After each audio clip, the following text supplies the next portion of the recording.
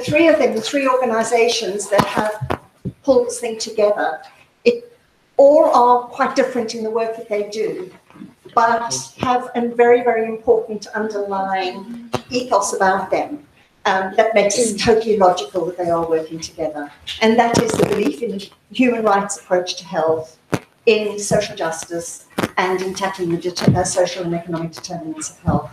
So we're very, very pleased that they have got together and that this meeting is happening. Just a couple of sentences on each organization, and people are obviously here for you to get more information about all of them if you don't know it already. Health Poverty Action is an international NGO based in London, focused largely on helping and supporting people in their struggle for health. And Health Poverty Action does it through two main areas. One is working in countries, and it's 12 countries, Martin? 12 countries across, I think it's about 12. Sorry, 20. Your website's not up to date. It's countries across Asia, Latin America, and Africa. And there are programs within those countries working with the most marginalized populations within the country. So unlike a lot of other NGOs, they go to people who are otherwise overlooked. The other area is campaigns and policy, and Natalie heads up that team, and they're the ones that have organized this meeting. And a lot more from Natalie if you want to hear more. MEDAC, the second organization, is also a London-based charity, much smaller than HPA, but what's always said about MEDAC is it punches above its weight, and there's no doubt about that. It's a membership organization, so if you're not already a member of MEDAC, please join. And the origins of MEDAC is peace work, medical campaigns for peace, dating back to about 20, 30 odd years. And that work continues, as does a lot of work on climate change and various other aspects around conflict and health. Final one is People's Health Movement, which is not an organization but a network. And that grew out of the People's Health Assembly in the year 2000 in response to the failure to reach the WHO's target of health for all by the year 2000, which is hardly any surprise. But PHM now works across countries, about 70 countries, with each country doing its own thing according to its own circumstances, but all within the broad ethos of the aspects that I talked about before, and through something which is called People's Health Charter. And in addition to that, there are various global programs, and they include organizing health assemblies. So it's grew out of one. There's going to be the next People's Health Assembly later on this year in Bangladesh again. They also organize courses, training activists in health and the politics of health, various other things. Global Health Watch, where they monitor what's happening at WHO Watch, where they're monitoring what the WHO are doing, and significantly producing an alternative health report. And this is Global Health Watch 5. I haven't seen this one yet because it's very new, but I've seen all the others and they're absolutely brilliant and have a very, very thorough and very critical and interesting take on health globally. So we hope you're going to buy it. This is the UK official launch of Global Health Watch, so I hope you will take a copy, tell everybody about it through MEDACT, get more copies as you need them, and enjoy tonight. So thank you very much. Thanks for coming. And over to Sophie.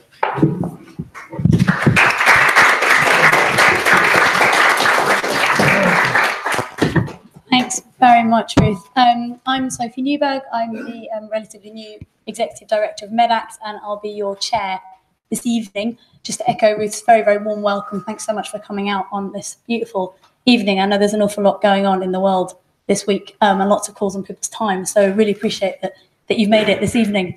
I'd also like to welcome people who are joining us online, as I understand a number of people are. So I hope you can all hear us well. This is quite experimental for us. If you're here or you're online and you'd like to tweet during the event, please do use the hashtag #TheAlternatives, which is all one word.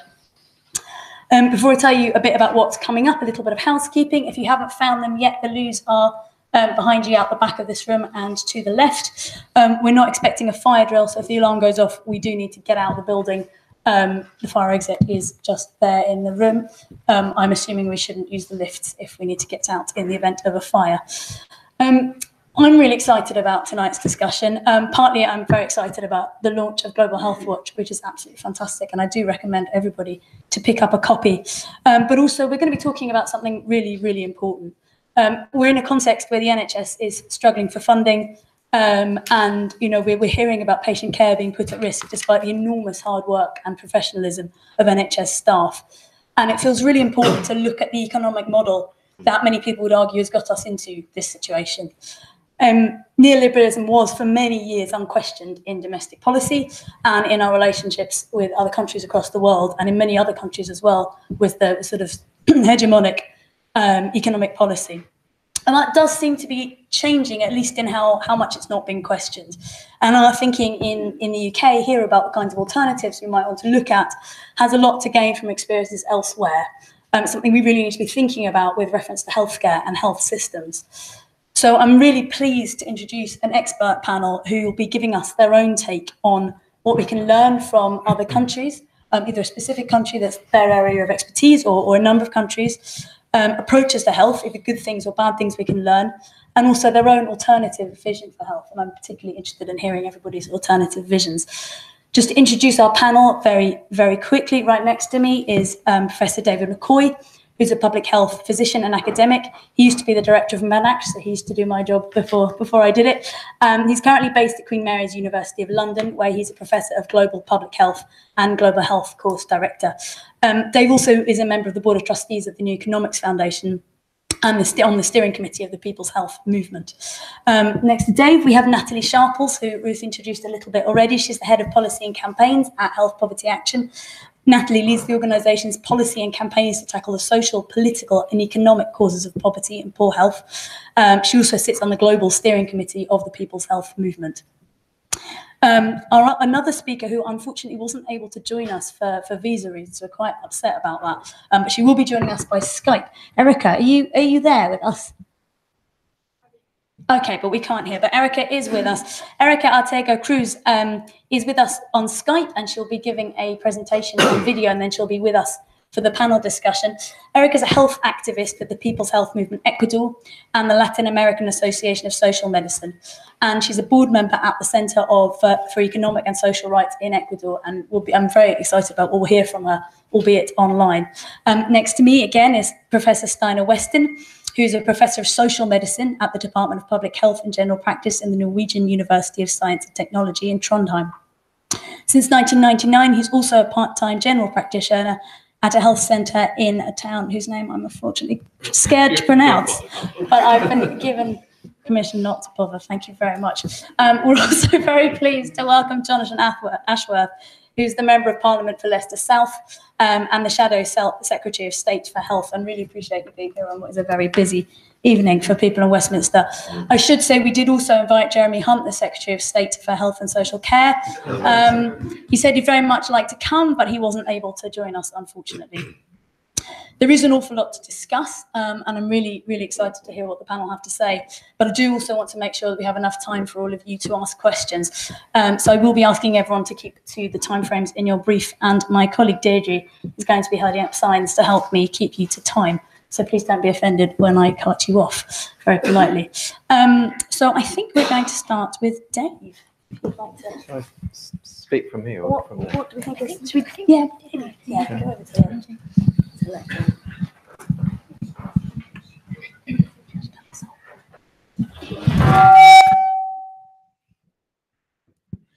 Good. Okay. Well, hi everyone. And firstly, can I say thank you to the organisers of this event for reminding us of the need for an alternative to the whole array of political and economic arrangements that we currently live under, but which is failing most people around the world and which is becoming increasingly dangerous. And I say dangerous very advisedly. I think the ecological crisis is but one of the dangers that we face. It has been described as an existential crisis that threatens to reverse all the positive global health trends that we have seen over recent decades. Furthermore, the huge and growing inequalities, the malicious concentration of unaccountable power, the various ways in which democracy has been eroded within and between countries, has created a situation where it will be difficult to address the inequalities, to address the various health crises that we face. But worse still, I think there is now a growing form of anti-neoliberal globalization that could cause bigger problems than neoliberal globalization itself. And here we're talking about the rise of populist nationalism, growing levels of xenophobia, racism, the prospect of authoritarianism and fascism replacing our broken democracies, and the prospect of war. I think to be realistic, to be empirical, to be rational is to be gloomy and worried about the future. I don't think there is any alternative to that conclusion. But we have to be hopeful about the future. But equally, we have to avoid any false optimism. Neither can we afford to say that things may have to get worse before they can get better. We can't afford another world war. And I've heard people talk about the birth of the welfare state emerging out of the ashes of the Second World War. The kind of ecological crisis we face suggests that we don't have the luxury of time or the luxury to go through a world war in order to arrive at something better than what we have today. So we need change, we need alternatives, we need hope, and we do need to confront this thing that we call neoliberalism. And I was involved in the first Alternative World Health Report, the first Global Health Watch, which was published in 2005. And I've been working on alternatives to the system. And it's only struck me quite recently that we don't all fully understand what the system is. What is it that we're trying to fight and confront? What is neoliberalism? And I work now in a university, and I am amazed at how mainstream neoliberalism is in the way we think, the way we organize, the way we behave. And we're not even aware of this. We're not even aware of this thing called neoliberalism actually being just the way we live now. And I think it's really important. What I say to my students, it's important understanding what it is that we have to change. There are a few things that need to be brought out before I think we can talk about the alternative models. The first is to really understand that when we're talking about neoliberalism, we're not talking about an economic system so much as we're talking about an ideology. We're really talking about a set of ideas, a set that we have internalized, that we have kind of normalized. The ideas include an incorrect and distorted belief in the virtues of the market and competition as an engine for efficiency and economic growth and human development, which has been coupled with an equally distorted belief in the failures of government or bureaucracies or non-competitive approaches to improving efficiency and effectiveness. They include the false and exaggerated beliefs about the fundamental selfish nature of human beings, the idea that we are utility maximizing beings. This is rooted in the nature of us as humans, and which has created a culture of selfishness and greed, which has in turn almost created a self-fulfilling prophecy. We create ideas that then in turn create the self-fulfilling prophecy of a selfish, consumerist and greedy society. Other ideological other ideas and beliefs that we have normalized is this idea that elites are wealth makers rather than being wealth destroyers. So all of this are aspects of a current culture that have become normalized and mainstream. And I think we need to see an alternative to neoliberalism as being a cultural project, a social and cultural project. not just a political and economic project. But of course, it is also a political challenge, because neoliberalism did not spontaneously grow out of the economic sciences. Neoliberalism as a set of ideas was actually planted within university departments, within think tanks, within NGOs, within the mainstream media, deliberately, carefully, as part of a very well-funded political project. So understanding the history of neoliberalism is to understand that this is a socially constructed political project. And if we want an alternative to that, we have to think about what is the political response to this. Not just within countries, but also at the global level, because one of the things that has enabled neoliberalism to take hold in so many countries has been globalization.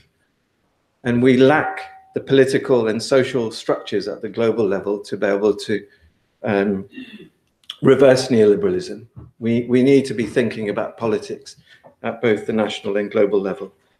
And it is through this political project that we've got a whole bunch of policies that we typically describe as being part of that kind of neoliberal toolkit.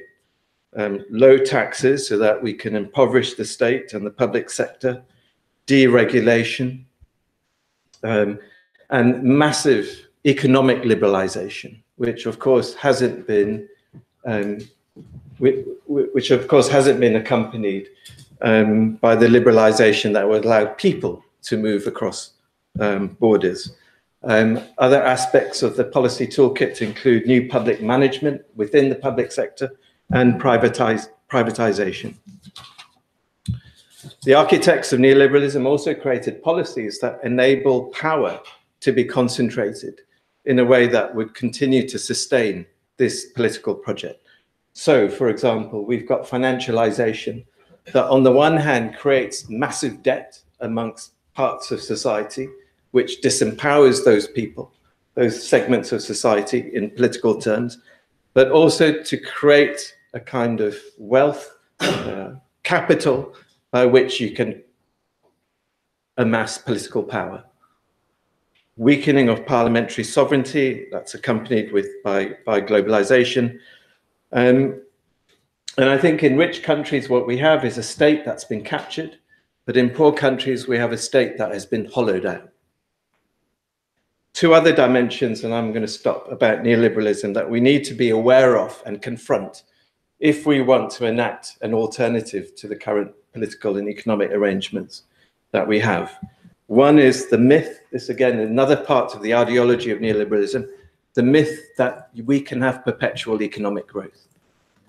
This is the myth that allows us to not pay so much attention to the importance of redistribution. And we can keep talking about a rising tide lifting all boats. All we have to do is grow the economic pie and not worry so much about inequality or redistribution. And the second is the element that is closely attached to neoliberalism, which I call plutocratic philanthropy. And the growing use of charity as an excuse for the lack of fairness, or as a substitute for government and democracy, or as a way of castrating civil society and impinging upon those who want to dissent. Or if we think about the rise of philanthrocapitalism, charity being used as a way of furthering the neoliberal project itself.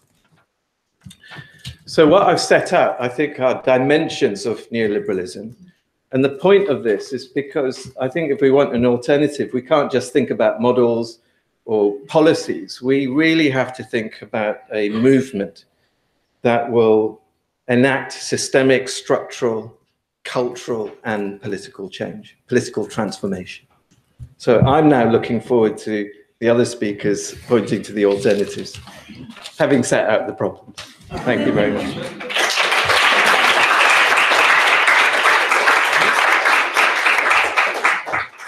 Thanks very much, Ben. That was really important, setting out of the challenges that we face, and really that we can't but be worried about the future.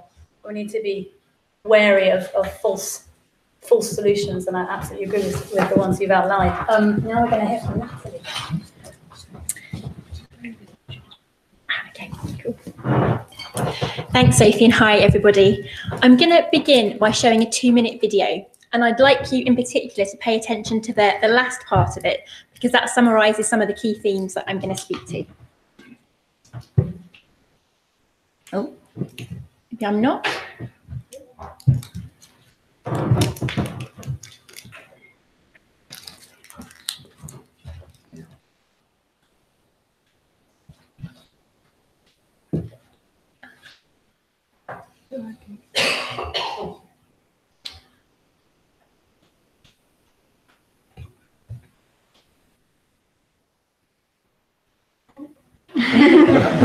Maybe I'll carry on and we can play it later if we manage to get it to work. So what that was going to show was a brief overview of a few different countries that we've looked at. I was going to pick up on 3 of them. I'm probably, just for the purposes of time, going to pick up on 2, and they are South Korea and Cuba. So, and just to be clear, because of the time, I'm not in any way going to attempt to give any kind of comprehensive overview, really just a couple of quick highlights. So 50 years ago, South Korea was one of the poorest countries in the world. Today, it's the 15th largest economy, and it has higher life expectancy and both lower infant and child mortality than we have in the UK.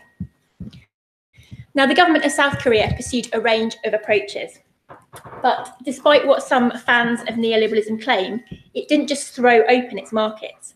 It opened them slowly and in a careful sequence. So it really supported and nurtured domestic industry until they were able to compete in the markets. On to Cuba, whose outstanding health achievements you'll probably be very familiar with. So Cuba's got over about 2.5 times the number of doctors that we have relative to the population that we have in the UK. And it was also the first country to eliminate mother-to-child transmission of HIV. So part of the way that Cuba achieved this, despite very challenging economic circumstances, is its focus on preventative and community-based healthcare. So health education is a key part of the curriculum, and each person each year has an annual health checkup in their own homes. So the doctors are looking not just at the person themselves, but also their family, their living conditions, their environment. So these wider determinants that we know that impact on health. And they're then able to intervene if there's an issue before they reach a health crisis. One of the things I find particularly exciting about Cuba is their approach to the research and development of medicines. So Cuba is a world leader in biotechnology. It develops medicines both for Cubans and for export. And that process happens, all stages of the process, right from the research through to surveillance and marketing of the medicines, is coordinated by one single institution. And because that is state-owned, it therefore means that it responds to the health needs of the population and not the profit motives of big pharma. Alongside, it's patented the world's first meningitis B vaccine and also the world's first therapeutic cancer vaccine. And any surplus of profits from the exports are reinvested back into the system to promote further innovation. As you're all probably aware, the policy approach that Cuba has taken is the antithesis of neoliberalism. So if it's going to work, I will. Let's try it. We'll play the video now.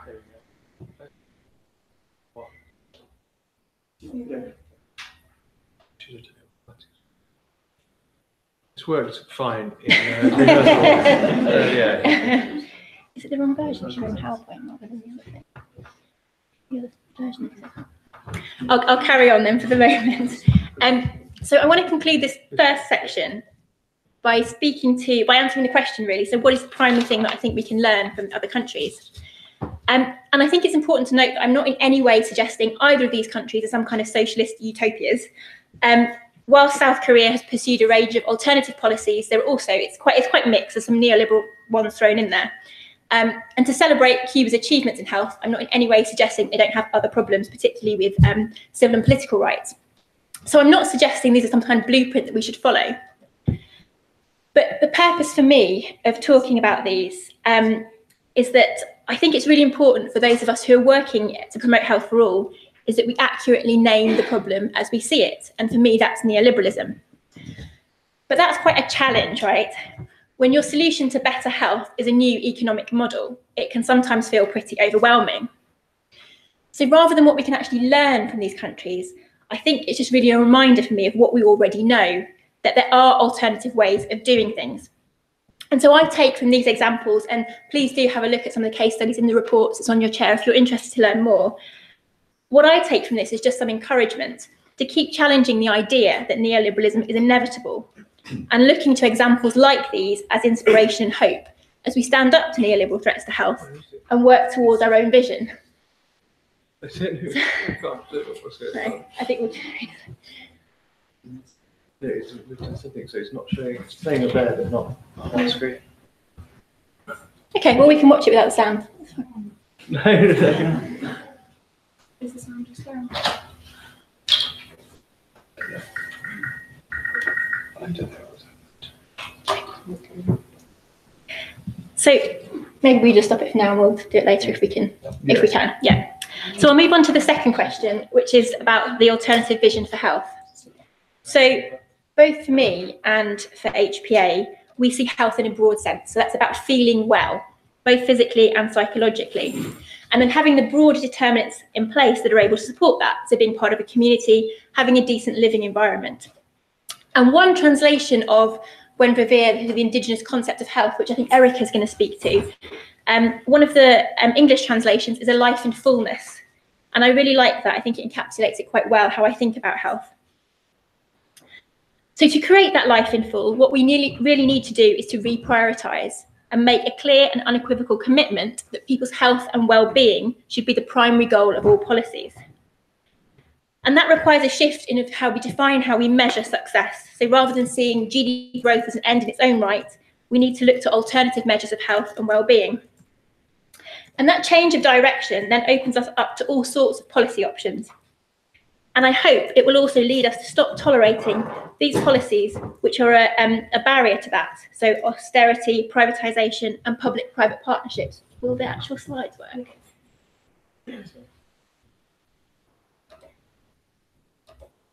And I also hope it will lead us to stop tolerating things like this. So I don't know if anyone saw this over the weekend, but this is from a report of a study by Goldman Sachs, which asks, is curing patients a sustainable business model? And the first quote, which, can you get back to that one? The first quote is in relation to gene therapy. So while this proposition carries tremendous value for patients and society, it could represent a challenge for genome medicine developers looking for sustained cash flow. It actually gets worse. In the case of hepatitis C, of infectious diseases such as hep C, curing existing patients decreases the number of carriers able to transmit the virus to new patients. Thus, the incident pool also declines. Where it remains stable, the potential for a cure poses less risk to the sustainability of a franchise. So basically, if you cure patients, they can't infect others, and therefore you make less money. So if we set ourselves on a track that really puts our health first, we won't put it into the hands of people like this. I'm just going to conclude by saying something about the NHS. Amit Sengupta, who is the editor of Global Health Watch, made this point recently. And that it's important to note that the NHS has been seen around the world as a key model of primary healthcare. And that's something that many people in many parts of the world are still denied today. So Amit made the point, the erosion of the NHS affects not just us in the UK, but it hurts people everywhere who are fighting for their own right to health. And I think that's really key, both for the vision of myself and for Health Poverty Action, is this recognition of these global issues that affect health, whether it's trade policy, climate change, or health policy. They go across borders. And that we can both take inspiration from other countries, but also link up our struggles with those across the world who are all working towards a vision of health for all. Thank you.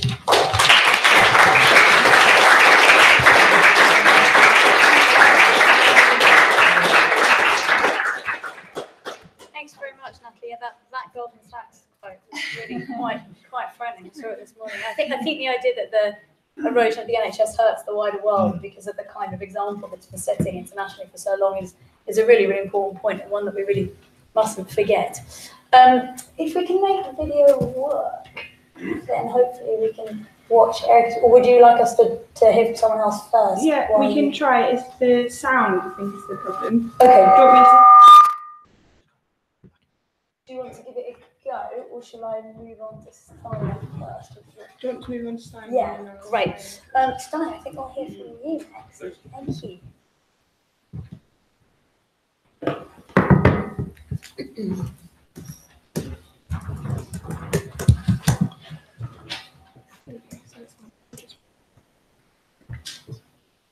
Yeah, it's gone. Yeah.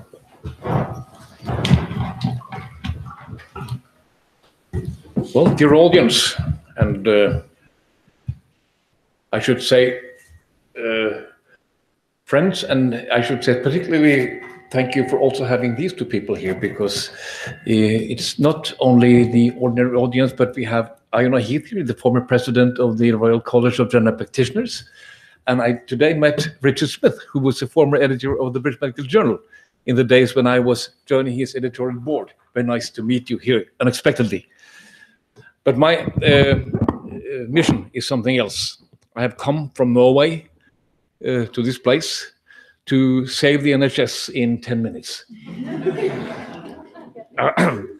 The bottom line is that what happens to the NHS in this country probably has a lot of consequences for what happens in the Nordic countries. I'll come back to that. But anyway, I should just question why. Oh, it's always something. That's interesting. No, should be easy. No, okay. Why me? So why should I be here?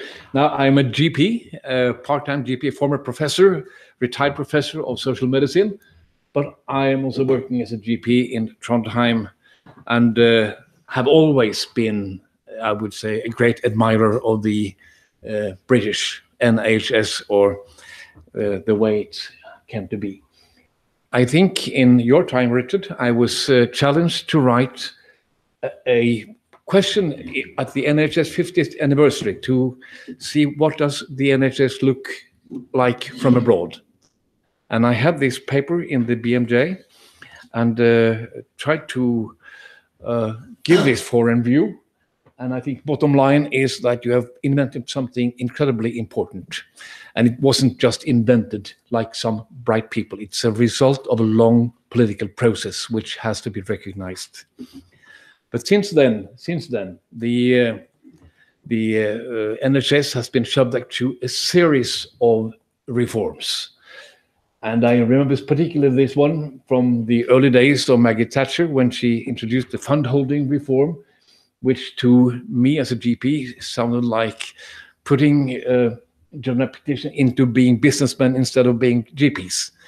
It's a long story about how these things came to be, but the bottom line is that the GPs has quite often been pushed ahead as the reason for reforms. We'll see that later also.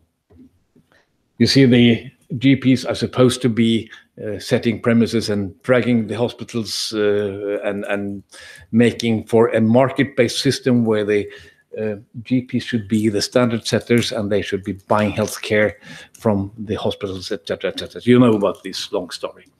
Now, we have to go further back to these, what I also mentioned in the BMJ paper, the Beveridge heritage. William Beveridge and his commission during World War II set the stage for trying to find a way after the war for something called the welfare state. By trying to be the architect. He was the leader of the commission and, of course, made these ideas about how you could make a society worth fighting for, maybe even dying for, during the war when class conflicts were very, very strong and people needed something to believe in. So I think the visions for the post-war welfare society is part of was driving the political processes towards the war, and I say this was having a tremendous influence also in the Nordic countries. This is a Swedish version of the Beveridge report, and even in Norway, right after the war, the whole Norwegian government, as you know, were in London during the war. They were just taking part in the Fabian Society and all this discussion around the Beveridge Commission. And when the leading politicians came back to Norway, they were introducing plans for the development of Norwegian healthcare and social security, which were based on the very same ideas. Since then, Norway has had very strong ties to Britain, and what happens in Britain is important to Norway and to Scandinavia. We know about the Bevin Heritage. I'm not quoting all these things, but he was so eager to tell the GPs that we could actually make a different way of looking at healthcare, not something that someone is selling to someone else, but actually we're being in it together, a new path entirely, and not having to worry about how to charge money. It's a wonderful vision. And later on, by one of my visits, I think, Iona, when I was here very many years ago, I went into a bookstore. We usually do when I come here, and came across this book by Alison Pollock, who is now a professor of international competitive healthcare research, I think, something like that. She's maybe back in Edinburgh now. But we have been working together since I didn't know her at this time, but I started reading her book. Now, I keep writing in Norwegian papers. You can't read this because it's a way of trying to frighten my Norwegian friends and politicians. But what might happen if you don't take care? Don't do like they do present time in Britain, or in England, I should say. So we had, some years ago, in 2011, we had a big meeting in Oslo with people from the UK, and I was writing. This is it. We had a magazine with all these papers afterwards, but we had this with Julian Tudor Hart. We had Alison Pollock here. We had Sally Shared from the historian from, I think it's from Liverpool. Yes, and we had a big discussion here in Oslo, and that was when we were discussing what might happen when we get this possibly landslide reform.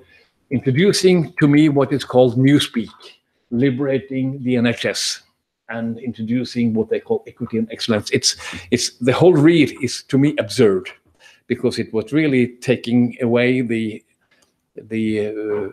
main government responsibility for running the healthcare and trying to decentralize it and put it into more market-based competition kind of system, which to me was a catastrophe, could be anyway. So I have to maybe quote Iona. I think we were in touch at this time. Yeah, I think I have to.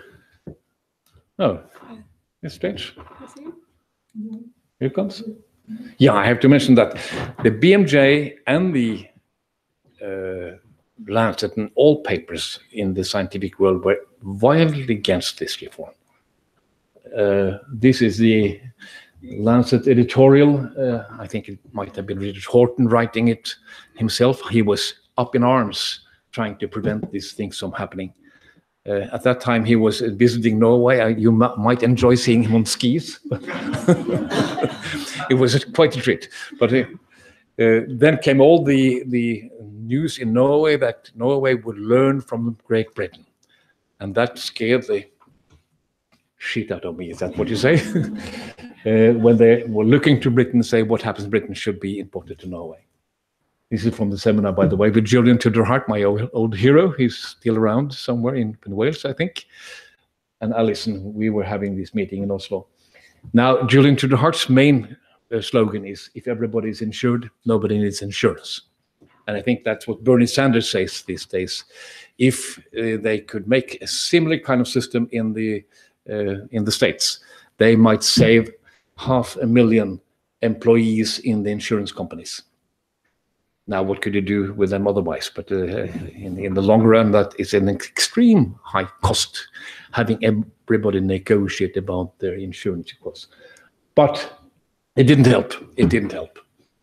This is from Iona. Can I quote you a little? This is in 20 March 2020. This is the day when the landslide reform was adopted. A truly dreadful week for England. Unthinking vandalism perpetrated by the rich and unthinking on the finest piece of social legislation the country has ever seen. But remember, it's not only the Nordic countries in which we trust, but Scotland and Wales too. This was, yeah.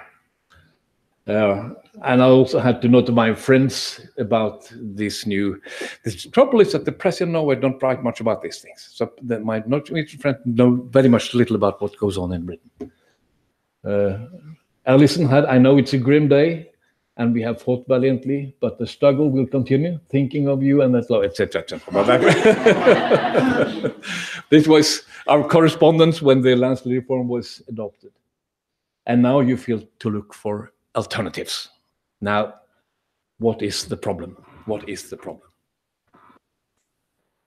In spite of all these reforms, the NHS still seems to be on top of the world when it comes to quality and efficiency. And this is an overall rating in the last Commonwealth. You know, have you been part of the Commonwealth measurements?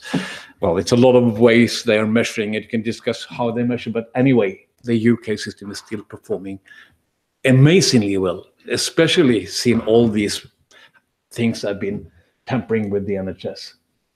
So Julian Hart, to quote him again, at this seminar in Oslo, I said, I hate to sound paranoid, but, and then he said, there are strong economic interests trying to get hold on the NHS, because NHS is, as you can see here, just one of the biggest welfare institutions, public institutions in the world.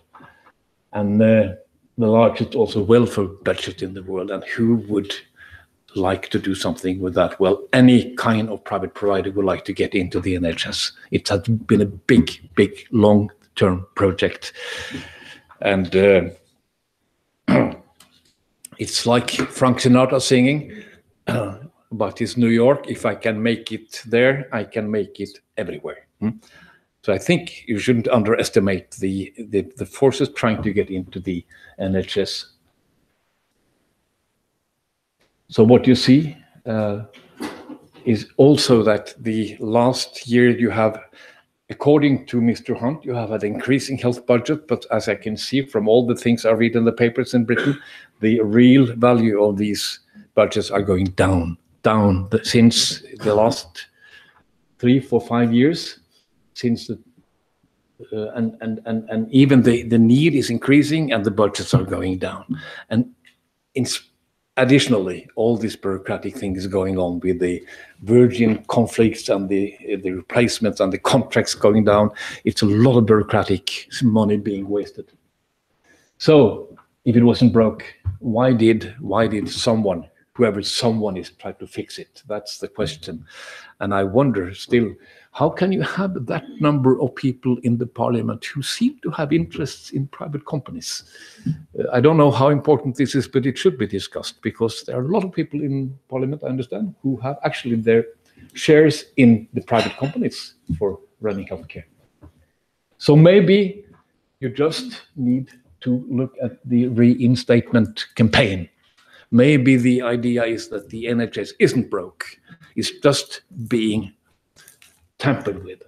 And maybe the reinstatement process, build the actions led by people like Alison Pollock and all these people, is the solution. To me, that looks like the solution. So any good answers for the discussion? And thank you for listening.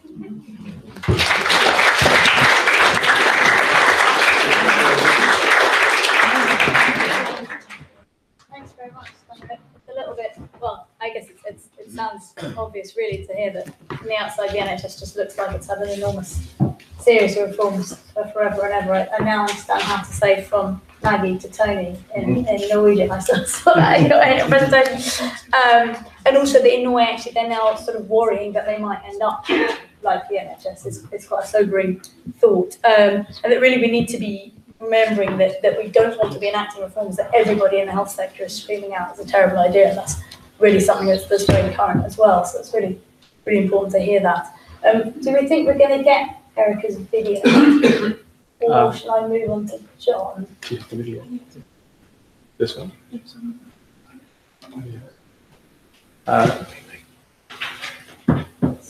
One moment.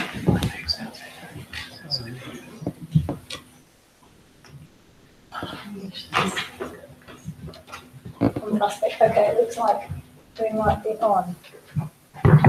Only we can get the sound to work.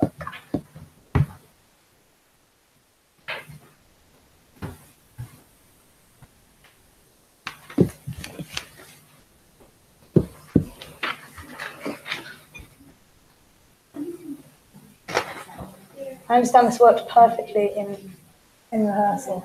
Is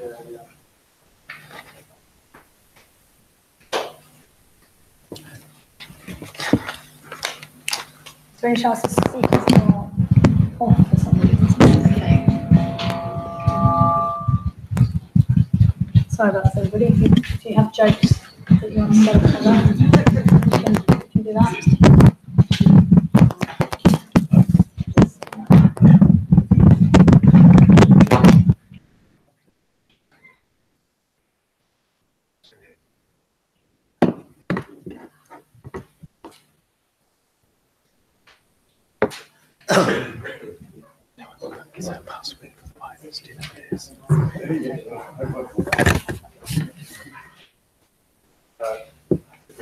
Let's go with John. John, let's hear from you, and we'll see if we can bring Erika in.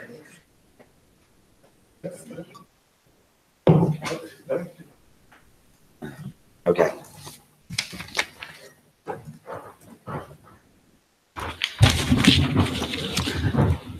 Okay, well, thank you very much, and it is an absolute pleasure to be here. I hope I can have your indulgence, because for those of you who know me, you will know that I do not normally speak with this husky voice. I am on the verge of losing my voice, so I hope I can, I trust I have your indulgence to say a few brief remarks before my voice completely it gives way. But it is a tremendous pleasure to be here for what I think has been a fascinating set of presentations so far. And I suppose it's a very timely event, because we meet, don't we, in the 70th anniversary of the National Health Service. And when the National Health Service was created by Bevin, who we've heard quoted tonight, he said it was the most civilizing step that any country had ever taken. And I think those are important words, and ones that we should reflect on tonight, because he was, of course, correct. And I suppose my ambition as Labour Shadow Health Secretary is to return, to restore, to reinstate the National Health Service back to its Bevinite values and origins, because for me, the provision of healthcare is both a public responsibility on the part of government, but it's also a human right as well. And I think that when we created the National Health Service in 1948, in the teeth of opposition, not just from Conservative members of Parliament, and the leader of the opposition at the time, who was Winston Churchill, and indeed in the teeth of some opposition from prominent members of the BMA, of course. We pursued it and we pushed ahead with it, and we said it was implementation of pure socialism. That's what Bevin said. He also said, by the way, it was pure Christianity, but we don't focus on that bit so much anymore these days. But we like to reflect on the fact that he said it was pure socialism. And when we talk about neoliberalism, we have done in this discussion this afternoon, or whether we call it austerity politics, or whether we just call it what I like to call it, it's what happens when you get right-wing Tory politicians in power. You've got to remember that the creation of the National Health Service, based on values of collaboration, based on values of mutualism, based on values of cooperation, is a bulwark against that neoliberalism or that austerity agenda. Why? Because of what it is all about. Because when Bevin created it, he specifically rejected the types of social insurance models which were eventually implemented on many parts of the continent, because he said, how can you have a health system when healthcare is a human right? How can you have a health system where your treatment depends on the number, as it was in them days, of stamps you have paid into your national insurance system? And he particularly rejected the private insurance approach, as was developed amongst North America. Why? As if we need reminding us why? Because it is entirely abhorrent that you have a healthcare system that, before it delivers treatment to you, checks your financial means. So he created a national health service, universal in scope, covering every man, woman, and child, free at the point of use, irrespective of means. And when we talk about how do you fund it, and isn't it a black hole, and where's the money coming from, as those of us who are politicians know, we do get on the doorstep. And I'm sure you'll have heard it in the TV debates and radio phone-ins and all the rest of it. People say that. Well, I would say, obviously, as a Labour politician, that this Conservative government has made all kinds of decisions to cut levels of taxation for the very richest in the society. But I would say something even more fundamental than that. Investing in healthcare is actually good and right and proper, but it's actually good for the economy as well. There is lots of evidence that investing in healthcare and social care contributes to economic growth as well. It is, in fact, one of the best industrial policies we can pursue, because you are investing in facilities, obviously, buildings, obviously, but you're also investing in highly skilled staff. And you are encouraging highly skilled staff not to be concentrated in cities like London. You're encouraging highly skilled staff to live across the country, because it is a universal system providing healthcare in every corner of the United Kingdom, or at least it should be providing healthcare in every corner of the United Kingdom. So I think the principles that Bevin spoke of in 1948 are ones that we should be returning to for the National Health Service today. But yet we know that the National Health Service currently is going through the biggest financial squeeze in its history, its 70-year history. For 62 years, the NHS would usually get a 4% uplift on average. To be frank, under Labour governments, it tends to get much more on that. As we know, Gordon Brown increased national insurance to more than treble the investment going into the NHS in cash terms, doubled it in real terms. It got it up to around the European level. But if you take the average across 62 years, it's roughly a 4% uplift year by year. And usually, there's broad consensus. There's not always 100% consensus, but the broad consensus is that a 4% uplift is about the right level to keep the NHS in line with inflationary pressures and population changes. But of course, over the last 8 years, it's not been getting anywhere near 4% uplift. It's been getting less than a 2% uplift. In fact, in the last few years, it's been getting closer to a 1% uplift. In fact, on the current financial projections, by next year, on a head-for-head basis, on a per capita basis, money in the NHS, expenditure on the NHS across England will actually be going down on a head-for-head basis in real terms. That's one of the first time. It has happened once or twice before, but that is the first time it's happened in many years. But combined with this big financial squeeze, as you know, there is these huge cuts to what I sort of now describe as the NHS's sister service, or at least we should think of it as a sister service, social care provision.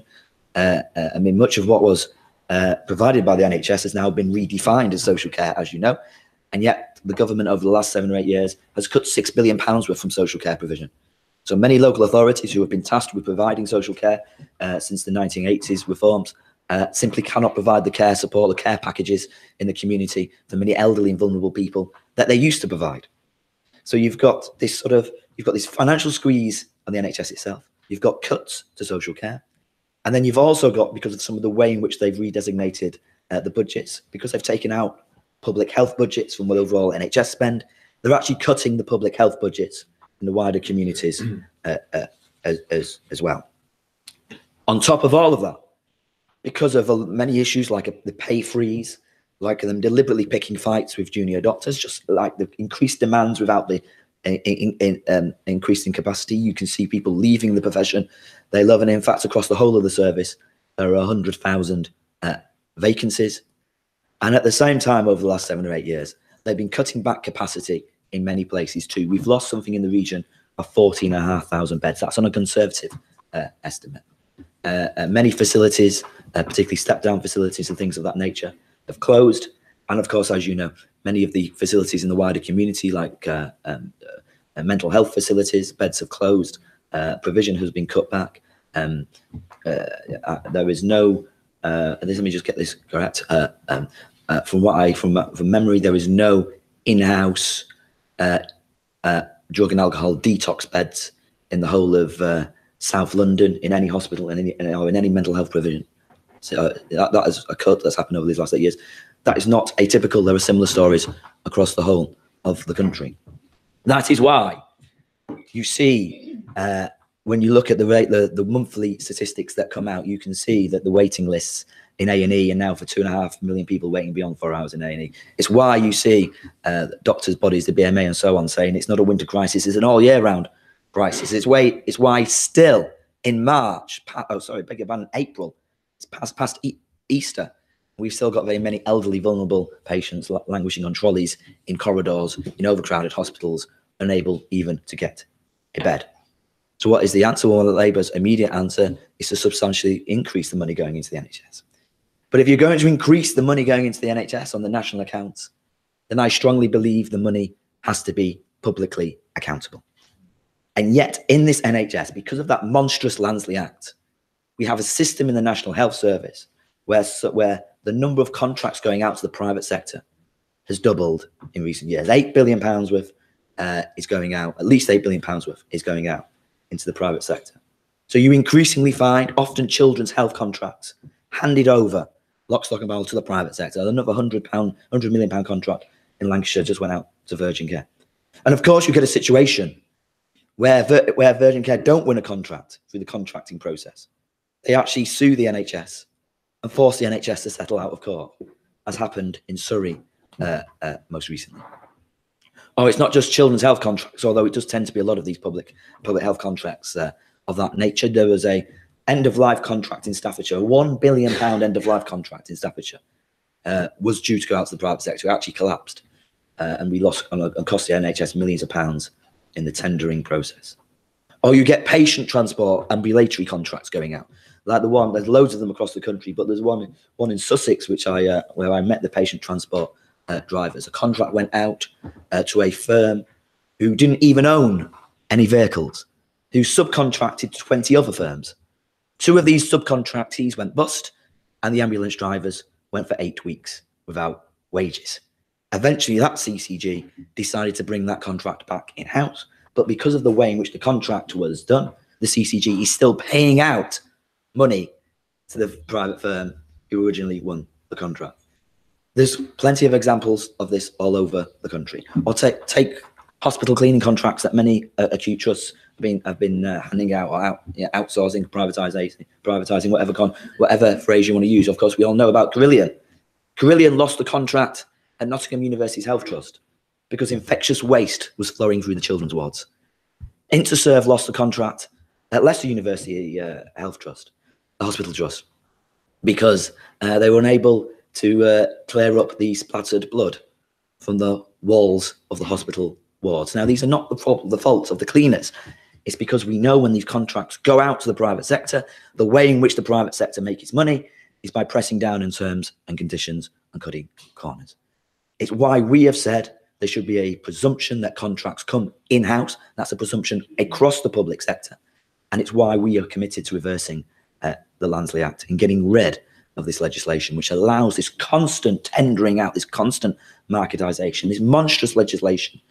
It was designed to blow apart the structures that were in place at a local level in order to drive privatisation and marketisation through the NHS. We have to bring it to an end because it's not in the interests of patients, and it is pulling apart at the fabric of a national health service, if indeed you can call it a national health service, because as you know, also in the Lansley Act, the responsibilities on the Secretary of State to provide healthcare nationally were actually taken away from the Secretary of State. So we need to reinstate the Secretary of State's responsibilities as well. But there is also a privatisation going on right now that I hope you will join us in campaigning against, and hasn't had the degree of publicity and focus it should have.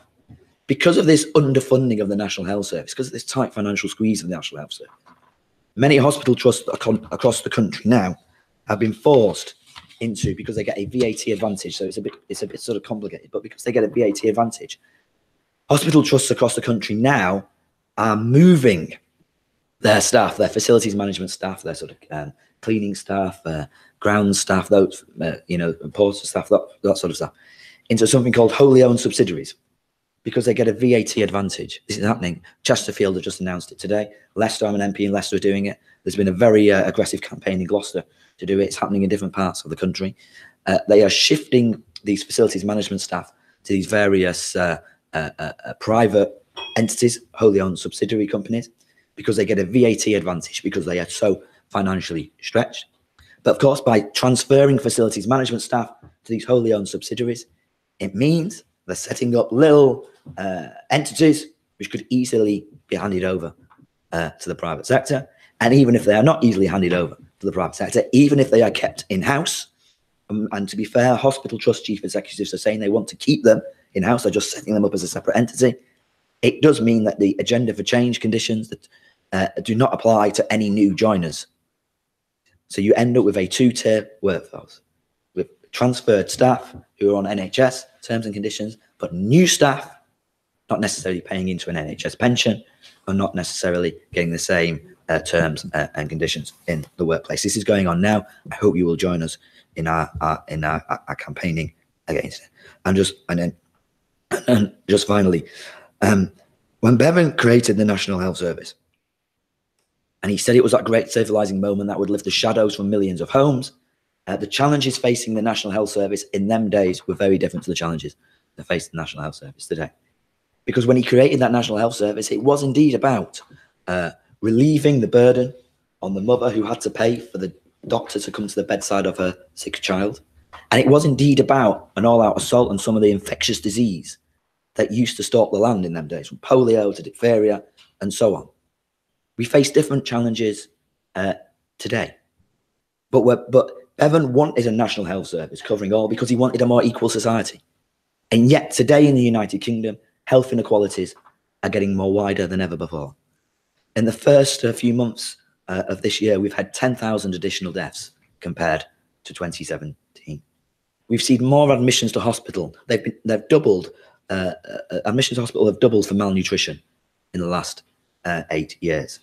You talk to public health practitioners and in the communities, they report that they're seeing more instances of rickets amongst children in the communities that they treat.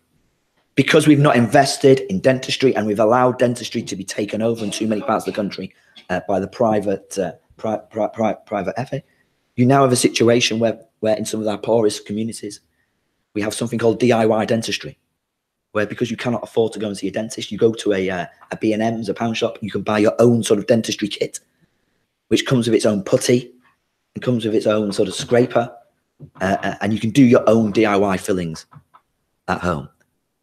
The company that manufactures them, I think, sold 200,000 of these kits last year. They're a few pounds. You buy them in sort of B&M's and pound shops and places of that nature. There is a direct correlation between poverty and deprivation and ill health. Somebody born right now into poverty and deprivation will live roughly eight or 9 years less than somebody born in the wealthier parts of society. A boy growing up into a man in poverty and deprivation is likely to have 52 good, healthy years of their life. Just 52 healthy years of their life. They'll have to leave, if they're in the labour market, they'll have to leave the labour market at 52. Unless we deal with some of these public health issues, which, yes, are a consequence of the austerity and the neoliberal agenda which you're talking about, we are going to put not only further burdens on the NHS for this future, but we are blighting the lives of millions as well. Because it is about, of course, investing in the capacity of the health service. It is about ensuring that there's provision in every community, health provision in every community. But it's also about investing in early years. It's also about giving people the financial support that they need, not cutting their support, like cutting their tax credits and universal credit and so on. It's about the quality of the air that we believe in, getting tough on some of the big polluters. But it's also about the quality of the housing that we live in. It's about ensuring that people have decent homes, well-heated, decent homes. That families with young children are not pushed from pillar to post, forced to go from a house to a flat to a flat to a flat every 6 months because they have short-term insecure tenancies. If we want to improve the health of the country, as I do, then we need to have a big agenda, which is, yes, about investing in the NHS, but it is also about radically changing the way in which our economic system works as well.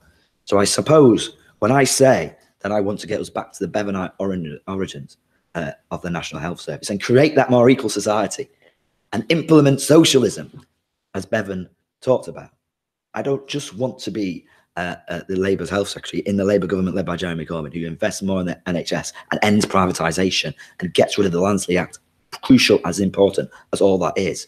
I also want to be part of a government that radically changes our economy and deals with some of these wider social determinants of ill health, because we are blighting too many people. And as Bevin said, when he made the argument with the BMA for the creation of a National Health Service, He said, "Why should people wait any longer?" I agree with him. Why should people wait any longer? Thank you.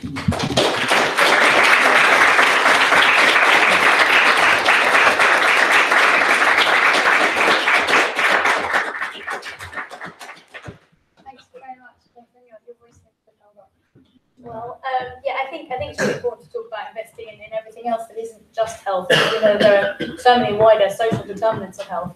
And it's very important to be thinking about getting back to Bevin's original values, and really pleased to hear you talking about health as a human right, because as MEDAC, that's something that's particularly important to us, especially because many people will know at the moment that there's a lot of people who are barred from accessing health services because they can't show the right ID, and that's something we're very, very frightened about, and is really dangerous for human rights. So very, very comforting to hear you talk about health as a human right in itself. Great. I do hope we can hear from Erika, but I'm not sure whether it's going to work. Ben's looking hopeful.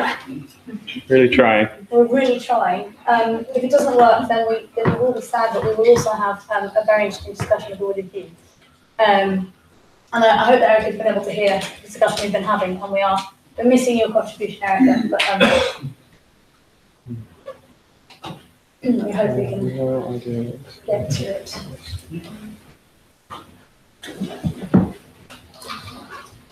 I would say if Ben can't make it work, then there's no way of making it work. That's generally my experience.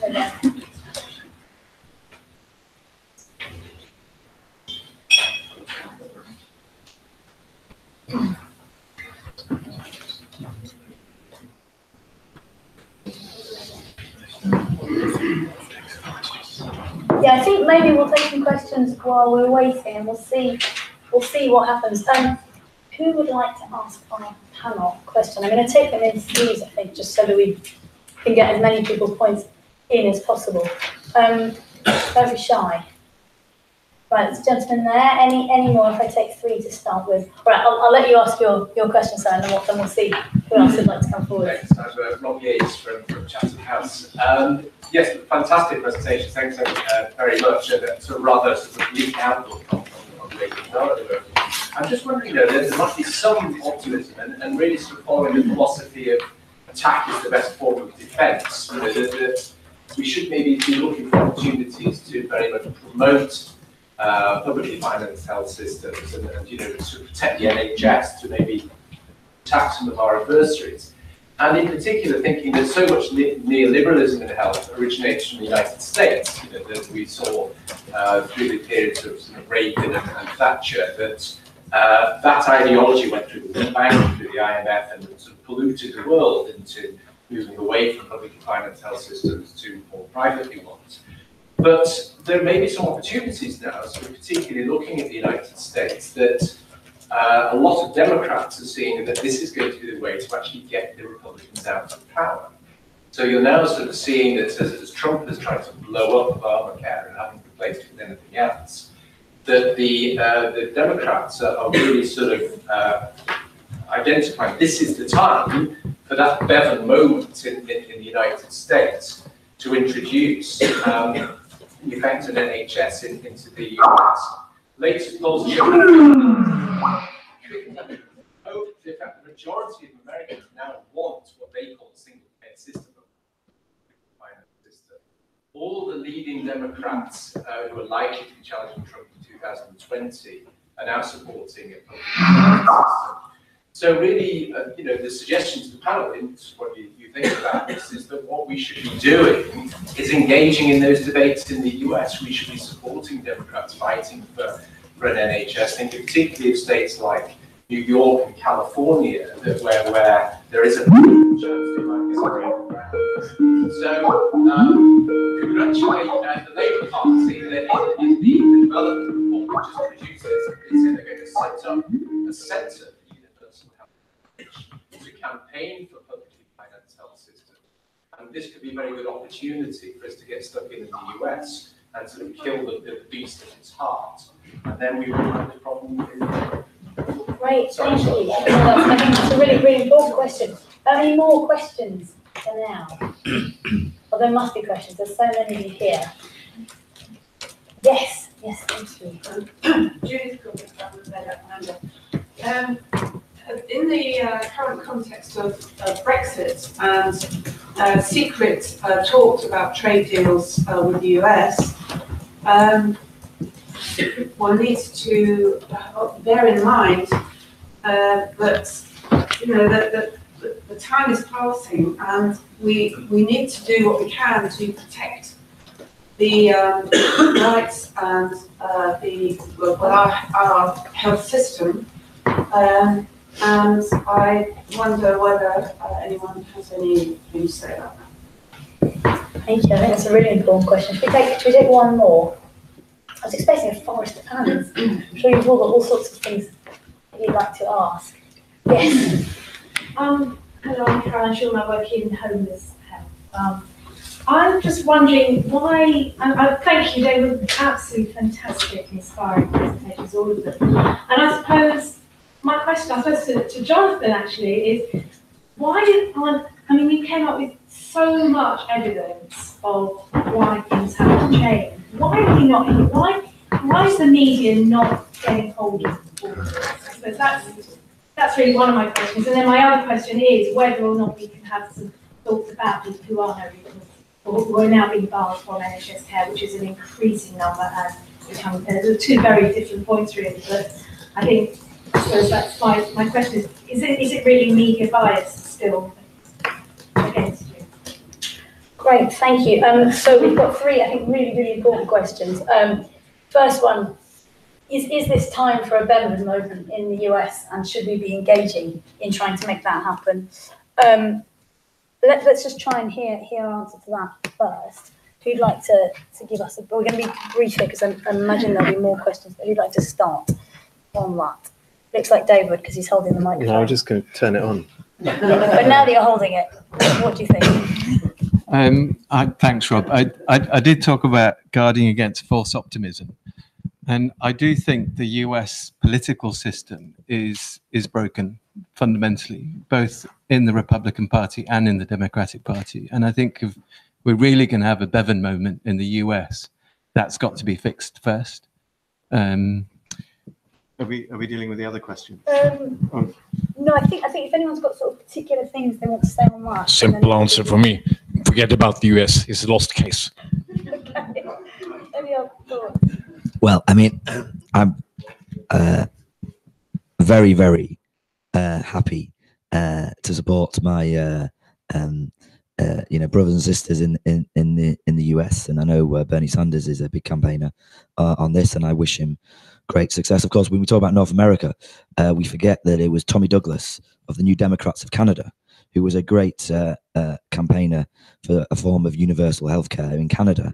And although it's not quite a national health service, they did make more progress, substantially more progress in parts of Canada than they did in the US. So what I would say is, and this is something I'm always very conscious of as a spokesperson for matters for the Labour Party, we know what is going wrong with the National Health Service, and we have to articulate what is going wrong with the National Health Service and provide a critique. But we must never allow confidence to drain away from the concept of a National Health Service universal in scope.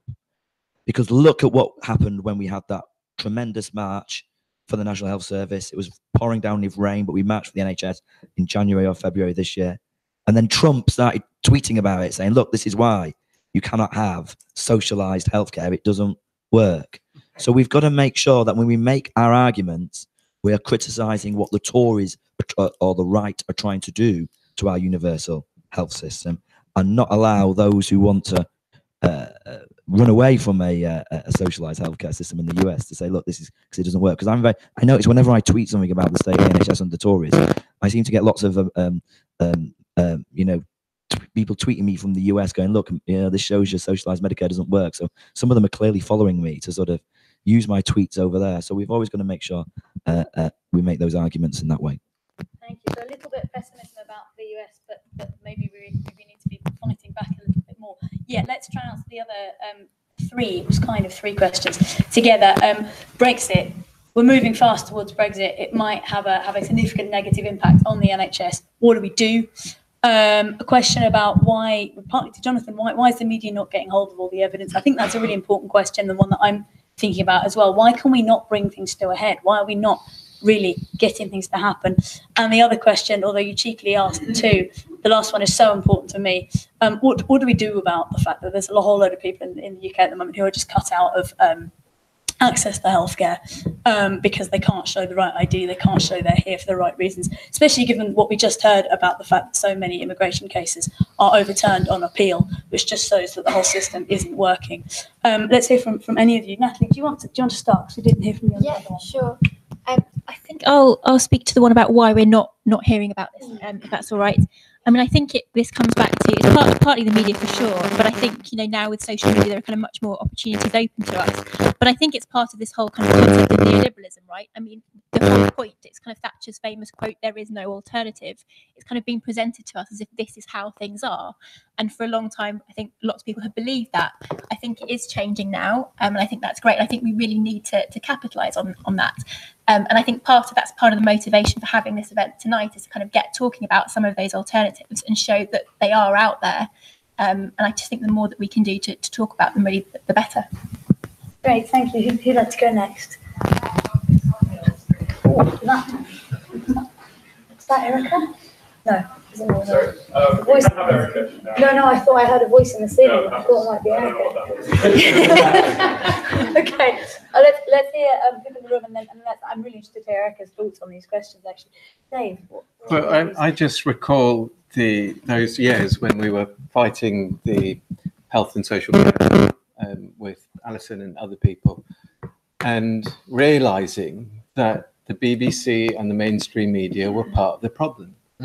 They were disinforming the population about what this bill was really all about. And they consistently did that. And if anyone's interested in looking back on this, Media Lens, a great organisation that analyses mainstream news in this country, did a report on how the NHS was covered in that period of time. So I think draw your own conclusions from that. What is the reason for this? Why has the publicly funded public interest body that we call the BBC, why did it misinform the public, disinform the public, confuse the public about what was really happening? Thank you. Well, that's one of my big surprises when I read. Sometimes I do follow British papers and wonder what kind of information is this. And particularly, for instance, before the last election, when some of the Tories were hiring this bus riding around the country and telling what all the money that should be for the NHS, and there's no money coming for the NHS, as I understand, less than before. It's blunt lies. Yes. And they get away with it. It's very, very strange from a Norwegian to look at these things. Well, I mean, I'm a politician, and to a certain extent, politicians, I suppose, just have to accept that the media is the media. For what it's worth, I'm always trying to get on the media about the state of the NHS. In fairness to the BBC, I was on the BBC on Friday because we'd managed to expose that a number of hospital wards had literally been mothballed, shut. So a number of wards in many hospitals where, because they haven't got the staff to staff them, the beds are just lying empty, and they've lay empty. And there's been a huge increase in these empty beds in wards across hospitals over the last 8 years because of the understaffing, the chronic understaffing of the NHS. So that was some research and analysis that I did. And to be fair to the BBC, they did run a whole package on it on their news outlets on Friday.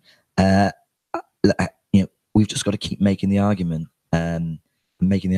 as persuasively, vociferously, creatively as we can, and take it from there. But I do understand it is frustrating, and it is frustrating because a lot of the coverage at the moment is either about Brexit or particularly this week, as understandably, about what's happened in the Middle East and then Russia and all that sort of stuff. But I think as we move towards the 70th anniversary of the NHS, we cannot just allow it to all be about sort of tea parties and cakes for the NHS, as important as that is, and I'm sure I'll be attending tea parties and eating cakes for the NHS. We also have to use that moment as an opportunity to campaign on the future of the NHS as well. On Brexit, we haven't heard. Dave, do you want to come No, I was just going to say, as long as it's not a Republican Tea Party. Yes, quite, yes. And sort of any thoughts from you on Brexit or any other question about how do we make sure that everybody who is here for whatever reason does? Sorry, yeah. I mean, on Brexit, obviously, we have got to guard against the NHS being used in any trade deal. And for what it's worth, the Labour Party have said that is a red line. So we'll have to look very carefully at what Theresa May comes back with when she gets her Brexit deal. I mean, the problem with the Brexit, of course, is that not only are we not getting the £350 million a week for the NHS that Boris Johnson promised us when he drove that big red bus around the communities, but it's having a huge effect on the staffing of the NHS. We know there's over 100,000 staff working in our health and care sectors from the EU. And if they all walked out tomorrow, the NHS would collapse. We need those people working in our NHS. And on the point about access to healthcare, I have been absolutely appalled. And I think the position of the government is shameful. I mean, the most graphic example is the Caribbean gentleman who has found out that he's got a bill for £50,000 for cancer care because he came to this country with his mother. His mother came to work in the NHS as a nurse in the 1950s, and he came with his mother, and has now now because he hasn't got the relevant documents, is being charged at least £50,000, and Theresa May is refusing to step in. But of course, as you know, there's been further restrictions implemented in recent months, restrictions that we tried to block through the parliamentary procedures, but we were unsuccessful in that. And I know, representing the city of Leicester, which is, as I'm sure many of you are aware, is a tremendously diverse part of the country, a city that has welcomed people to it from across the world over many generations and will continue to welcome people to it from across the world. I know what a disproportionate impact some of these changes are having. And as I say, the provision of healthcare is a human right. And these things need to be, need to be sort of stripped away. But I've got, we did try to defeat the Tories in Parliament, but unfortunately, they're the government at the moment. Thank you very much. We can now see Erika. Erika, I'm so pleased that we can see you. Are we going to be able to hear you? Hi, welcome. Would you like to pick up on any of these points or tell us some of your views? I'm so sorry we couldn't get the video to work earlier. Is it okay if I can talk a little bit about Ecuador, what Ecuador can bring to the table? Yes, please do. We'd really love to hear from you. So, hey everybody, my name is Erika Arteaga. Do you listen to me okay? Yes, we can hear you very well. Okay. And I'm part of the Latin American Social Medicine Association. I have prepared this video, but I'm gonna take a few ideas from the video and then also a few ideas of what has been discussed. First, I want to start saying these are hard times. I was telling Natalie that I needed one day of mourning before sending the video since Ecuador, which has been a peaceful country with no involvement in the Colombian conflict, could be involved in narco-state politics after 3 journalists were killed last week. Global perspective for healthier lives could not ignore the lives in Syria and the lives we could lost later with recrudescence of fundamentalism. I think this is very important because health does not reduce to the provision of health services. I understand the fight that are undertaking the UK, and we have full solidarity, but there's no health services that would be available to help people if we face global World War III. So in this perspective, what we need is to stop the world exploitation and need for oil, petroleum, because that's what the Syria thing is about. So what I do think that the Ecuador proposes to the world is also the expansion of the view, not only health as health services, but as David says in the beginning, as development model. Because it's not surprising that the NHS, which is an example all around the world, maybe the Norwegian system from Norway are under threat because all social systems around the world are under threat because they are based on solidarity. And neoliberalism does not recognize solidarity. Neoliberalism recognizes the individual that wants to consume. Only consumption is a means for life, or a goal of life. That's why it's important, the contributions from Ecuador.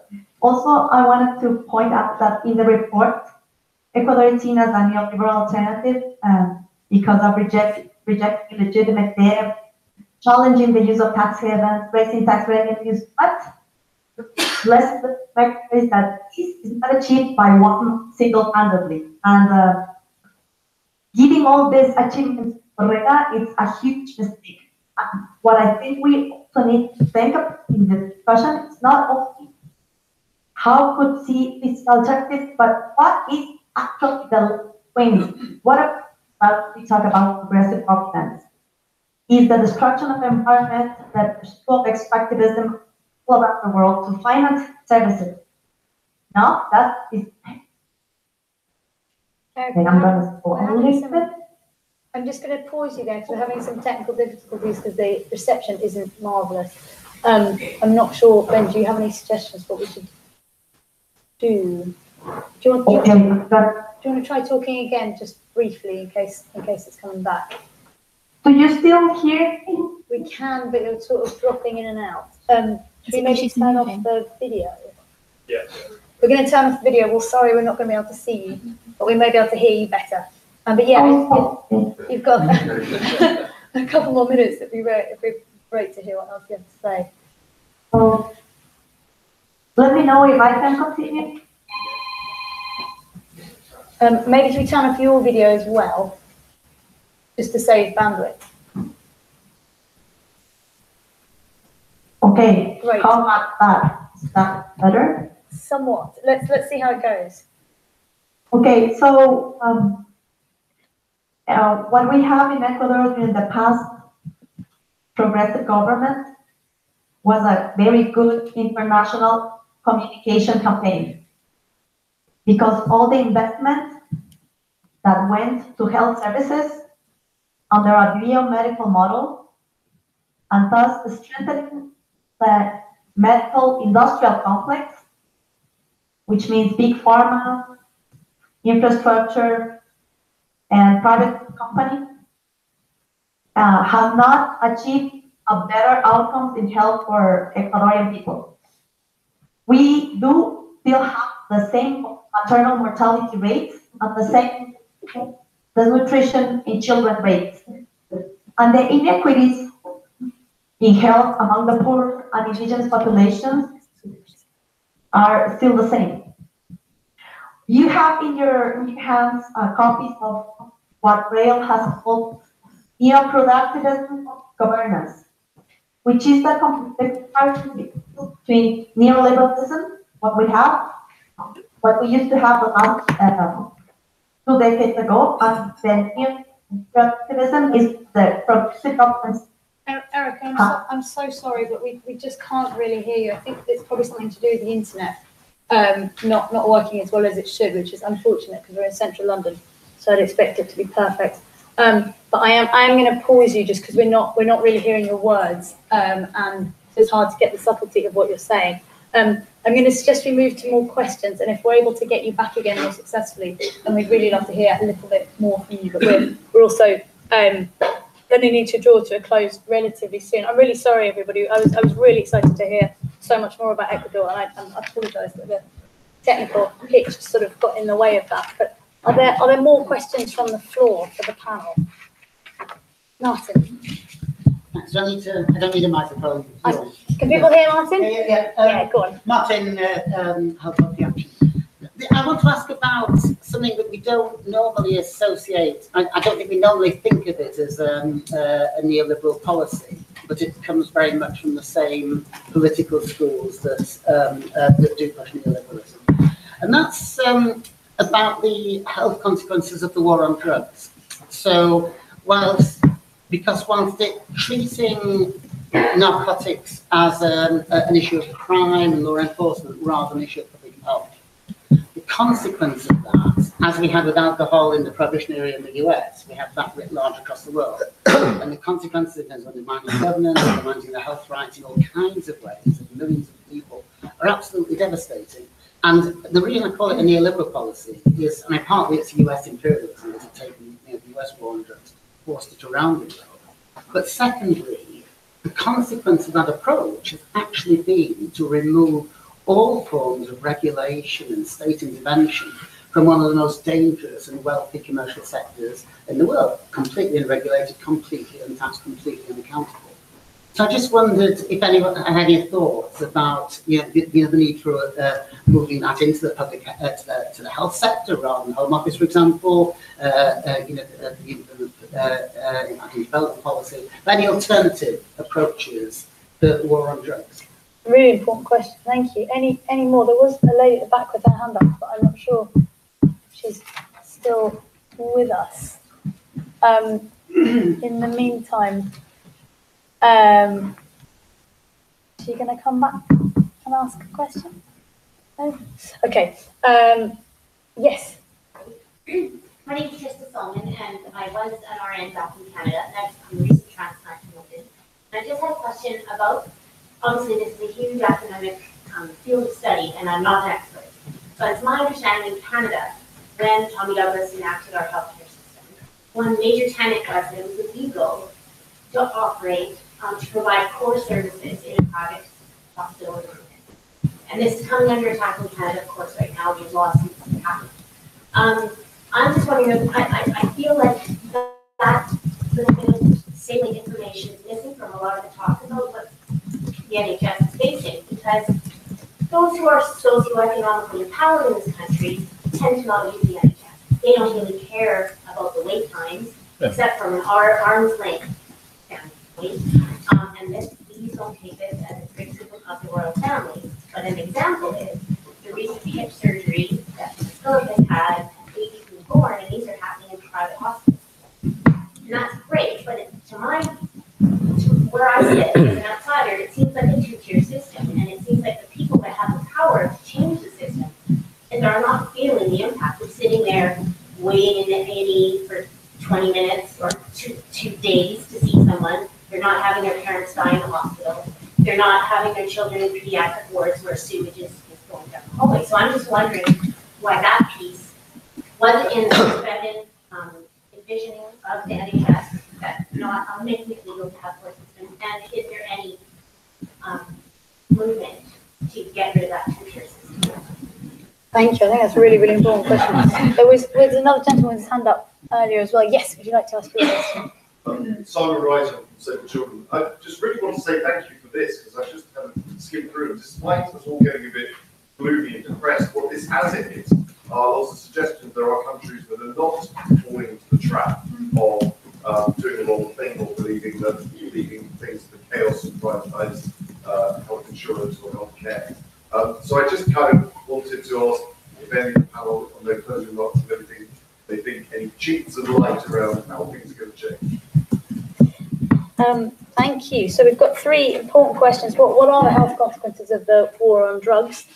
Are we moving to a really dangerous two-tier system? We know that in the UK, part of the point of the benefit system is that everybody is entitled to certain things so that everybody cares about them. But is that being broken now by the way that things are going with the NHS? And then, do we have any chinks of light? I'm proud of the fantastic report from Health Poverty Action. What are the chinks of light that we can look at in terms of not falling into the trap? Who'd like to start with their answer to those questions? Natalie, do you want to start? Just because there's part of it is, unless you're not ready. No, well, I'll start with if I start with the war on drugs, then I can speak to that one. Yeah, sure. Take the mic. Yes. Yeah, thanks. I mean, I think in terms of the so-called war on drugs, I think it's failed on its own terms, so it's not it's done nothing to reduce drug use, and I think the health impacts are really serious and both relevant to the UK but also globally. So in the UK, for example, I mean, we know that people are still taking drugs and not having any information about what they're taking. The criminalisation of people who use drugs is a huge problem in terms of the wider determinants of health, so in terms of access to employment and the broader socioeconomic issues. It's young black people in London are 5 times more likely to be charged with possession of cannabis than their white peers. So it's a real issue of equity as well. And this, is a much bigger issue around the world in terms of access to health services. So people who are criminalised often don't access the harm reduction or the other health services they need. It's a huge issue in terms of access to medicines because governments get kind of overly concerned and place restrictions on certain medicines. And then again on livelihoods and the wider determinants of health. So it's a huge issue.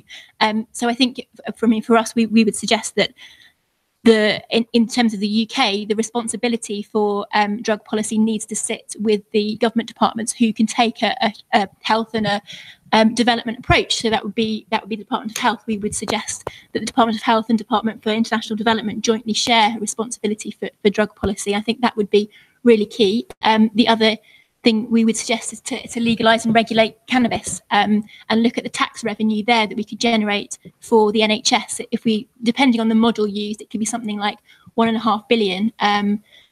If we looked at other models around the world in different US states, for example, this could be much higher. So I think that's what I'd suggest for that question. Any chinks of light on the fantastic HPA report? I mean, I think there's lots. I mean, I think the report shows that, as I said, none of these kind of countries are socialist utopias, but it shows that there are very clear alternatives out there. I think, and Erika might disagree with me, but I think one of the kind of most striking things for me is in terms of Ecuador, the way that they enshrined the right to a good life in their constitution. I mean, and there's loads of challenges with how that was implemented, and Erika can talk to those.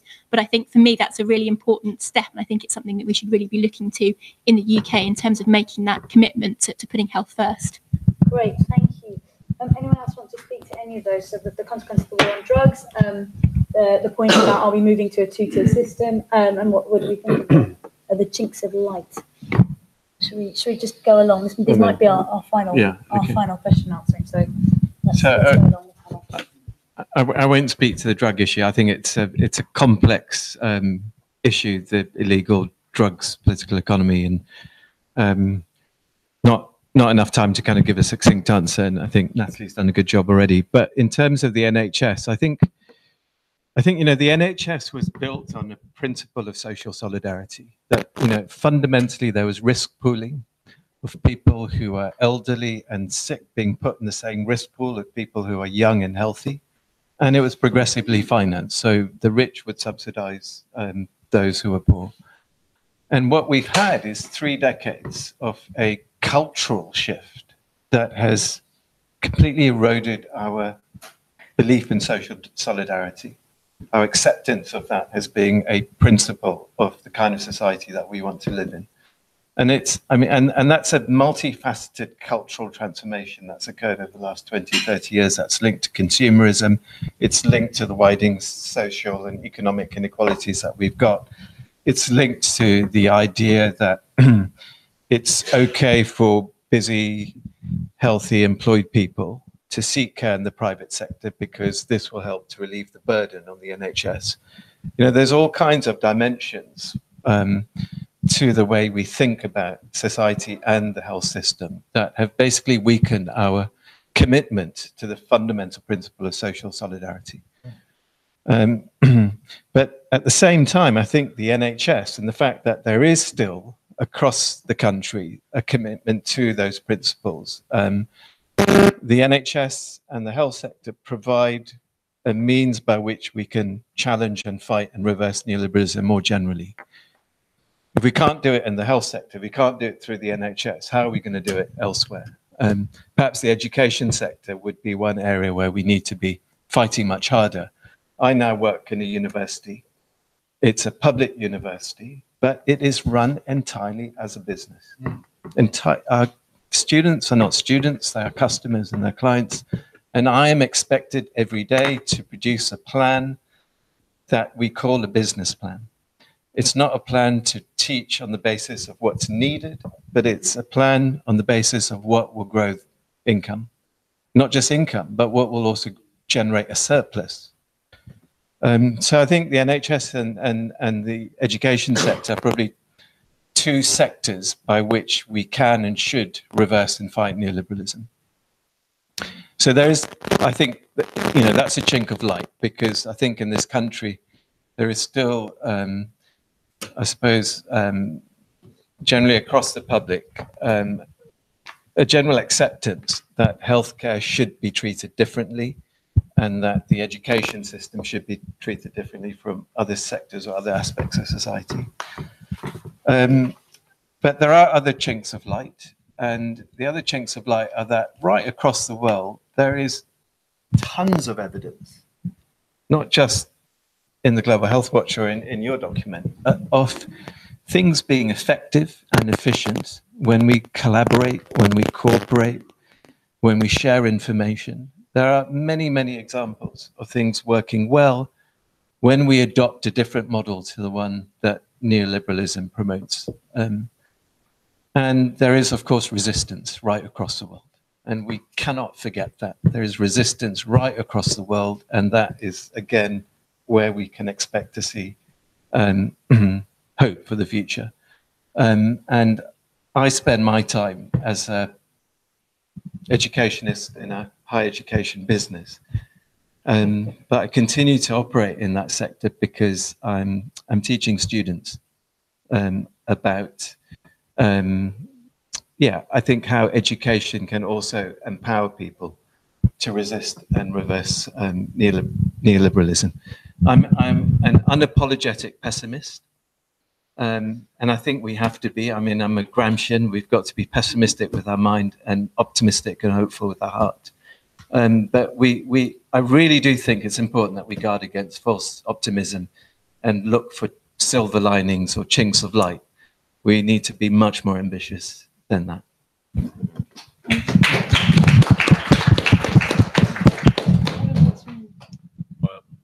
I don't think there's much to add to this speech because I do agree with you very much. And I think it's a very important point to make that this is a wider issue. And I've also been surprised by my own medical students coming into medical school, and I sometimes trying to ask them about simple things about how much do you pay to come to this? Well, they pay? They don't pay anything. Well, how come? How did that happen? They haven't been thinking about it. When education, higher education in Norway is in free for all. Healthcare, free for all. They have no idea how it came to be like that. They think the world is like this forever. It is not. It's certainly not. And I think the point you make, it's the whole ideological climate we need to have. And I think the success of the Nordic countries, when it comes to, I saw in these magazine, the Nordic countries being told of as a tremendous success, and to the extent that there is an success in it, is the idea of having this mixed. The result of the labor movement and the whole political struggle during World War II and afterwards has ended up with a strange creature called the welfare states, where we have certain sectors which are not exposed to the market. We don't want education to be exposed to the market. We don't want healthcare to be exposed to the market. There are certain other postal services, etc., things like that. I know your government are planning to get it back. But anyway, there are certain infrastructure things that we need to do together on the basis of solidarity, and we're in it together. And there are other parts which should be left to the market. And this combination has ended up as the welfare states, and it works tremendously well as long as it has this dual function. But when the market has a fantastic appetite, there are always people who want to get into the welfare budgets and want to make profit, to make buying and selling of every aspect of life. And if we can't stand up against that, we're losing the welfare states. So it's important.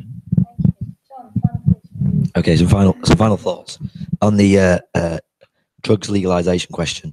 I, as a frontline politician, I think I'll swerve that one. I mean, what I would say is that I do think the way in which we deal with and tackle addiction in society more generally is being negligent.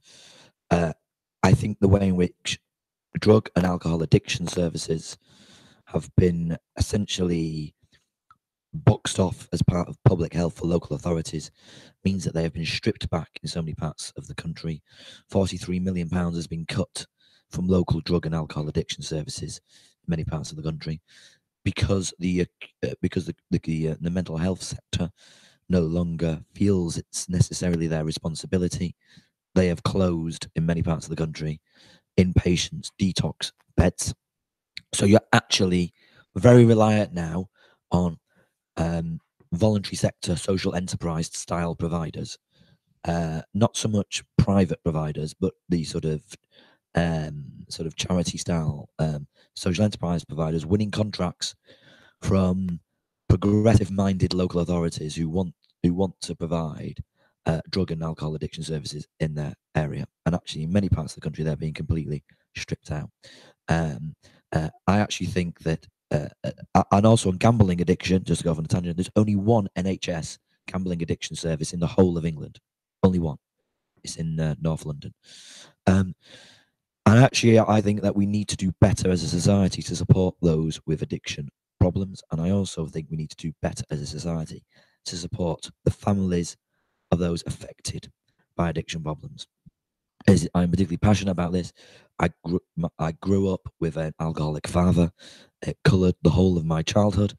I'm actually running the London Marathon this Sunday for a Children of Alcoholics charity. You're all very welcome to donate to my Just Giving page.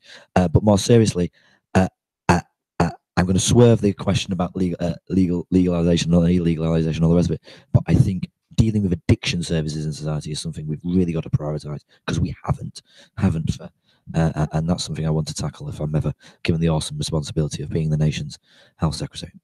And on your point, I'm delighted we have a Canadian in the audience, given I mentioned Tommy Douglas. I didn't know you were here, but I'm glad that somebody knew who I was talking about. When the NHS was established, as I alluded to, Bevin had Bevin had a huge battle with the doctors. So one of the ways in which he got the doctors to agree to the establishment of a National Health Service was to allow a certain proportion of private procedures to take place inside NHS hospitals, but it was capped.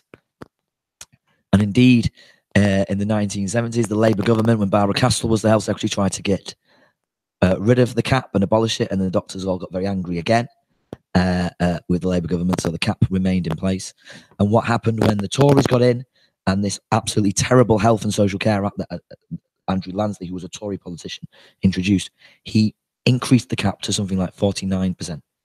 So what you get now is, particularly in London, some of the specialist hospitals in London making millions out of private patients. So when I referenced the Caribbean gentleman who's been charged £50,000 for cancer treatment, that is by the Royal Marsden. The Royal Marsden is making hundreds of millions of pounds in private cancer work at the moment, and yet it's charging this man who cannot afford his life-saving cancer treatment upwards of £50,000.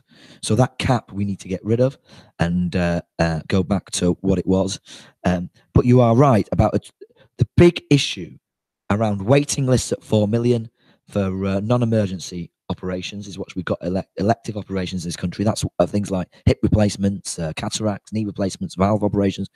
It means you are beginning to see a middle-class flight from the National Health Service as people decide that it's intolerable to wait longer and longer for a hip replacement.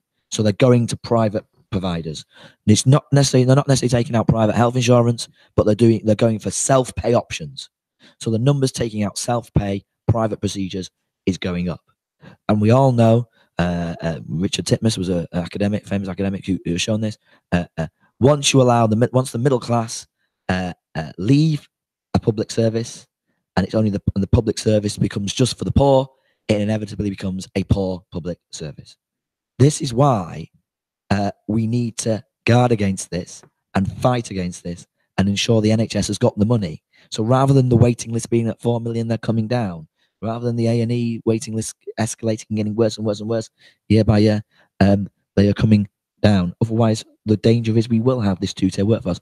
But what I would say is that what you tend to see with the private providers is they cherry-pick the easiest cases and leave the more complex cases for the NHS, because the NHS has the expertise. And what you also tend to get in the private providers is poor quality. In fact, the NHS is held to much higher standards by the regulators, the Care Quality Commission, than the private sector is. And often what you get is the NHS picking up things which have gone wrong in the private sector because of poor quality.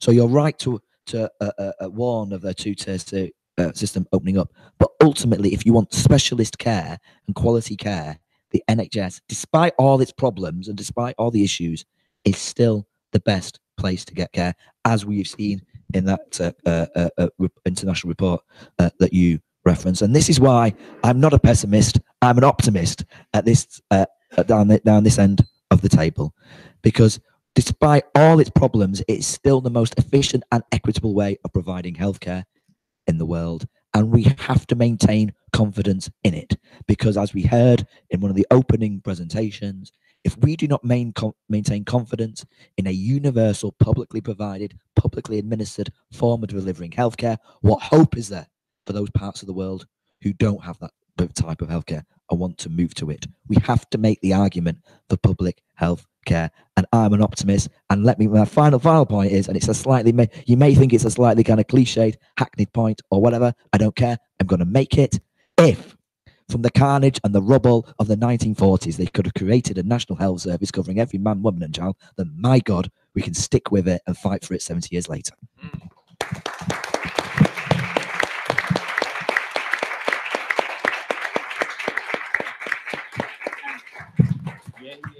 Thank you very much. I think we've had a really important conversation. A little bit of a debate about how optimistic we should be, but the key point, it seems, is that we really need to be ambitious. If we want to sort out the problems now, we have to aim high.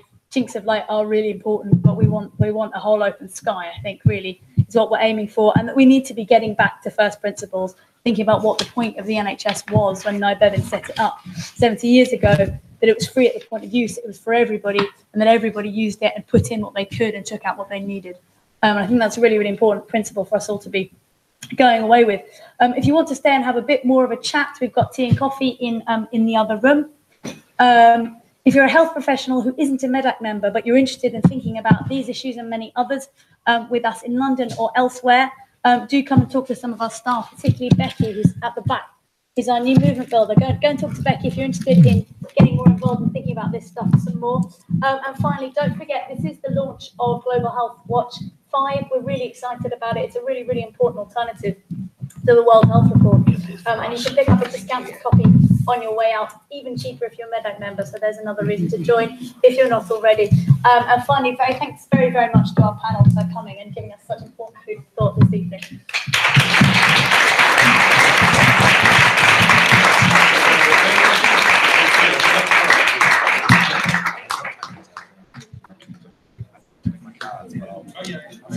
I may have forgotten.